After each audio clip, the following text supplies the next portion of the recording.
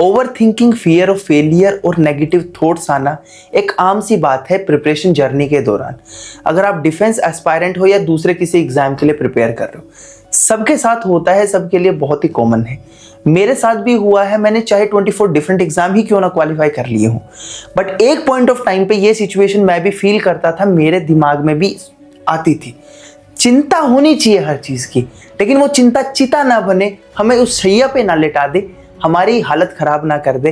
आज इस चीज के बारे में जानना जरूरी है, क्योंकि मोस्ट ऑफ द लोगों का रिजेक्शन तो सिर्फ इस वजह से हो जाता है, अच्छे कैंडिडेट होने के बावजूद भी, कि यार उनको टेंशन बहुत ज्यादा हो जाती है, स्ट्रेस बहुत ज्यादा हो जाता है, और वो जो ओवर थिंकिंग है ना कि मैं फेल हो जाऊंगा और फेल हो गया तो क्या करूंगा, आज उसके पीछे की साइंस को जानना भी बहुत ज्यादा जरूरी है। इस वीडियो में समझते हैं, अगर आपको समझ में आए तो ये अपने दोस्तों तक भी इस बात को, इस ओपिनियन को पहुंचा दें। अक्सर हम लोग सोच में पड़ जाते हैं और हमारा सारा का सारा टाइम बीत जाता है। जिस पॉइंट ऑफ टाइम पे हम लोगों को एफर्ट करना चाहिए, वो पॉइंट ऑफ टाइम पहले तो सोच में निकल जाता है और बाद में प्लानिंग में निकल जाता है। वक्त इंसान के लिए सबसे इंपॉर्टेंट चीज होती है। जो अभी आपका टाइम चल रहा है, ये 1-1.25 साल है ना, आपका पीक टाइम होने वाला है आपकी लाइफ में। इसके बाद में आपके ऊपर बहुत सारी रिस्पॉन्सिबिलिटीज आ जाएंगी। जो अभी आपके पास में है, ये कभी वापस नहीं आने वाला। तो एक चीज समझो कि हम लोगों को सोचना कम है और करना ज्यादा है, क्योंकि जो रिजल्ट होता है वो आउटकम होता है प्रोसेस का। अगर हम लोग सच में प्रोसेस में अच्छा कर लेंगे तो रिजल्ट तो अच्छा ही आएगा। कभी भी ज्यादा रिजल्ट के बारे में सोच के हम लोगों को एंग्शियस फील नहीं करना है। काम करने से ही होंगे, कहीं ना कहीं से तो करना शुरू करना पड़ेगा ना। एक बार करके देख लेते हैं। ह्यूमन ब्रेन की डिजाइनिंग ही कुछ ऐसी हो रखी है कि हम लोग बस एक सोलो टास्क परफॉर्म कर सकते हैं, यानी एक पॉइंट ऑफ टाइम पे सिर्फ एक ही जगह ध्यान दे सकते हैं। हम लोगों की हालत मल्टीटास्किंग वाली नहीं होती, जैसे कि कंप्यूटर में एक स्लाइड में या एक विंडो के अंदर डाउनलोडिंग चलती रहती है और दूसरे विंडो के अंदर और कोई गेम वगैरह और या म्यूजिक चलता रहता है। ह्यूमन ब्रेन के अंदर एक बार में एक ही जगह पे आप ध्यान लगा सकते हो। इसीलिए अगर आप ज्यादा सोचोगे तो आपकी प्रोडक्टिविटी गिर जाएगी। और स्टूडेंट लाइफ में है ना, प्रोडक्टिविटी इज समथिंग जो आपको रियली दूसरे एस्पायरेंट से डिफरेंशिएट करके देगी। आपको समझना पड़ेगा ये चीज। Fear of failure as a cause act करता है हमारे कॉन्फिडेंस को गिराने में। फियर ऑफ फेलियर हम लोगों को एक ऐसी सिचुएशन में डाल देता है जहां पे हमारी परफॉर्मेंस नियरली जीरो आ जाती है और बहुत ही अच्छा परफॉर्म करने वाला स्टूडेंट भी बहुत ही बेकार परफॉर्म करना शुरू कर देता है। तो इस फियर ऑफ फेलियर को ओवरकम करने के लिए आपको एक चीज समझनी पड़ेगी। जब कभी भी ज्यादा डर लगे तो ये चीज समझ के काम करना शुरू कर दो कि यार मैंने ये काम शुरू क्यों किया था। अगर आपका वाई स्ट्रॉन्ग है तभी आप लोग उस काम को कर पाओगे। मैंने कहीं पढ़ा था कि अगर आप लोगों को कोई काम करना है तो केवल 3 ही वजह से वो काम कर पाओगे। अगर आपको वो काम करने के लिए एक जिद है, अगर वो काम करना आपकी जरूरत है और उस काम करने के पीछे कोई जुनून है, इन 3 रीजन के बिना आप वो काम नहीं कर सकते लॉन्ग टर्म के अंदर। बस आपको ये समझना पड़ेगा कि ये वाई आप ढूंढोगे तभी आप फियर ऑफ फेलियर को ओवरकम कर पाओगे। देखो, जो फियर ऑफ फेलियर होता है ना, वो एक तरह का आपका एड्रेनलिन रश करा के देगा। और ये जब एड्रेनलिन हमारे ब्रेन के अंदर सेक्रेट होना शुरू होता है ना, तो हमारी परफॉर्मेंस और बूस्ट हो जाती है। जितना हम लोग कर रहे हैं इससे ज्यादा अच्छा करना शुरू कर देंगे, बट करेंगे तभी जब करना शुरू करेंगे।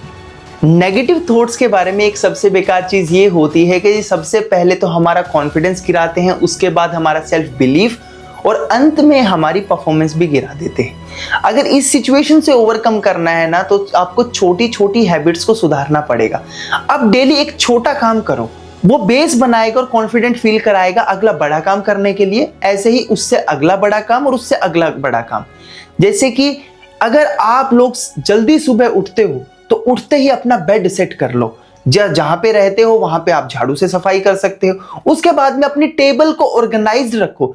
ये छोटे छोटे एक्शन आपको और अच्छा करने के लिए मोटिवेट करेंगे। डेली आपको लाइफ के अंदर सिर्फ एक वैल्यू ऐड करनी है और 30 दिन में ये वैल्यूज 30 हो जाएंगी। साल में तो 365 दिन होते हैं ना, तो 365 वैल्यूज। और उसके बाद में 10 साल, उसके बाद में 20 साल, अगर ये एक वैल्यू ऐड करने की आदत आपके साथ में रही तो आप और लोगों से कितना अलग हो जाओगे। सोच के देखो यार।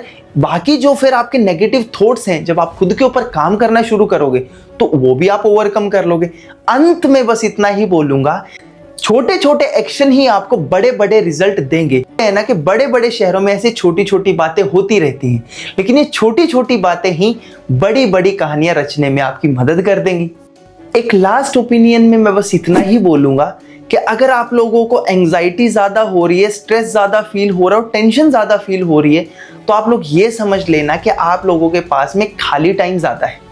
जिस व्यक्ति के पास में खाली टाइम ज़्यादा होता है ना, उस आदमी को सोचने का टाइम ज़्यादा मिलता है, और जिसको सोचने का टाइम ज़्यादा मिल गया तो ये समझ लो कि भाई दिमाग का काम ही है सोचने का। या तो वो अच्छा सोचेगा अगर आप उसको अच्छा स्टिमुलस दोगे, और बुरा तो वो सोचेगा ही अगर आप उसको बुरी सिचुएशन में डाल दोगे। तो ये चीज समझो कि हम लोगों को अपने दिमाग को बुरी सिचुएशन में नहीं डालना है, उससे कंस्ट्रक्टिव काम कराना है। एक कहावत है ना कि खाली दिमाग शैतान का घर। देखो, एक ओपिनियन ये भी है कि अगर आप लोगों के दिमाग में बहुत सारे नेगेटिव थॉट्स आ रहे हैं, एंजाइटी फील हो रही है, स्ट्रेस फील हो रहा है, इसका मतलब ये है कि आपकी बॉडी में एनर्जी बहुत ज्यादा है और आप उस एनर्जी को चैनलाइज नहीं कर पा रहे। इसीलिए हमारा दिमाग खाली बैठे बैठे ही हम लोगों को अलग अलग तरह के स्टिमुलस देता रहता है, ताकि हम लोग सोचते रहें और उस एनर्जी को इधर उधर जाके इन्वेस्ट करते रहें।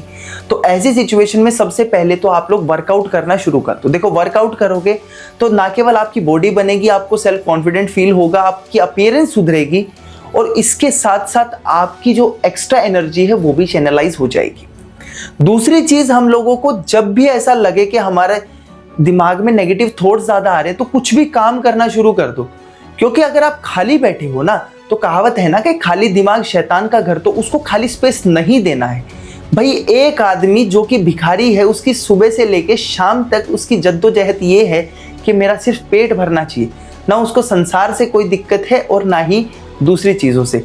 लेकिन अगर कोई बाबा जी हैं जो कि बाद में जाके बहुत ज्ञानी बन गए, तो उनको ज्ञान की प्राप्ति केवल इसी वजह से हुई कि जब उनका मोह संसार की सारी वस्तुओं से हट गया।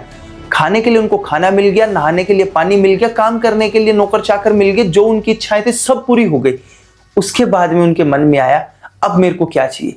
तो ऐसे टाइम पे इंसान सोचना शुरू कर देता है और अपनी आंतरिक मन की शांति अपने अंदर ढूंढना शुरू करता है। तब उसके दिमाग में विचार आते हैं, पहले गलत थॉट आते हैं, फिर वो कंस्ट्रक्टिव काम करना शुरू करता है। तो अंत में मैं आपको इतना ही बोलूंगा कि आप अच्छी से अच्छी किताबें पढ़ें, अच्छी से अच्छे रिसोर्सेज को कंसल्ट करें, अच्छे लोगों के साथ उठना बैठना शुरू करें और अपना टाइम वेस्ट मत करें। मिलते हैं नेक्स्ट वीडियो के अंदर।